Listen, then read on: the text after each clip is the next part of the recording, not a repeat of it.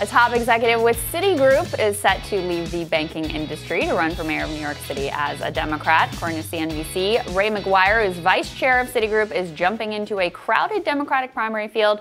And the co-chair of his campaign is Obama alum Valerie Jarrett. Joining us to discuss McGuire's mayoral bid as well as Jarrett's choice, Jacobin Editor-at-Large David Sirota himself. It's good to see you, David. Thanks for joining us.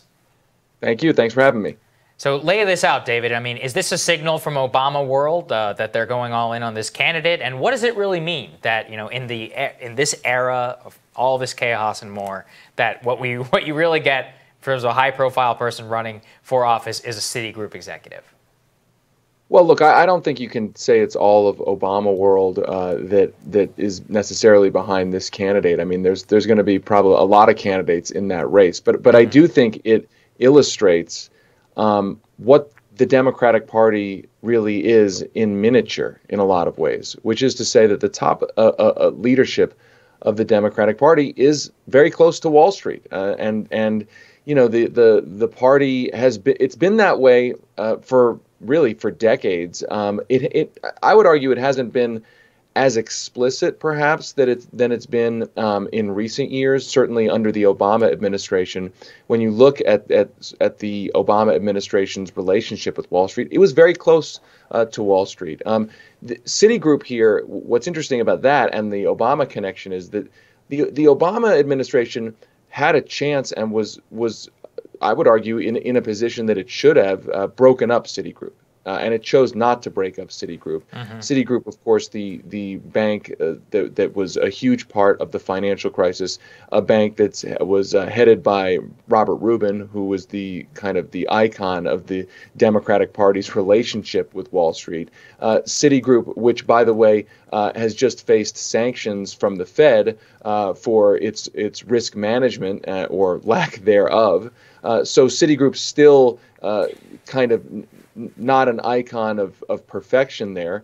And you have essentially a top icon of the Obama administration going all in for this candidate in a crowded Democratic mayoral primary. It just is, again, a microcosm of the Democratic Party's relationship, very close relationship with Wall Street, even 10 years, 12 years after the financial crisis. Yeah. Well, and this was a big thing in the Obama administration because he really won over some of these Wall Street executives who typically didn't back Democrats. And that was, you know, this began, of course, under Clinton, but it really kind of solidified under him where he had this young, grassroots, more progressive base that was sending him money in the small dollars. He was really a pioneer there. But at the same time, he was raking in lots of money from Wall Street. I wonder if you caught, David, this week, former President Obama was on Pod Save America, and he said, you know, one of the things that I have a problem with the way that Bernie and sometimes even Liz talks about how decisions are made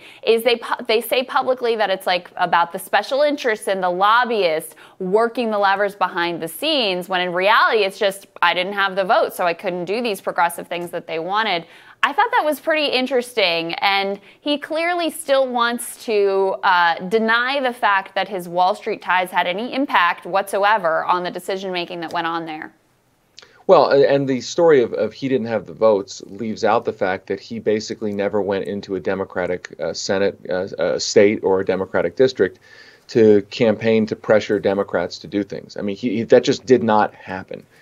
He did not use his political capital to try to whip the votes at all. If and when he did, it was usually on the other side, whipping votes against a progressive priority. For instance, the Obama administration, didn't want a legislation to allow an audit of the Fed. The Obama administration, there was a lot of reporting about how it was pivotal in killing the public option and potentially blocking votes, procedural votes on the public option.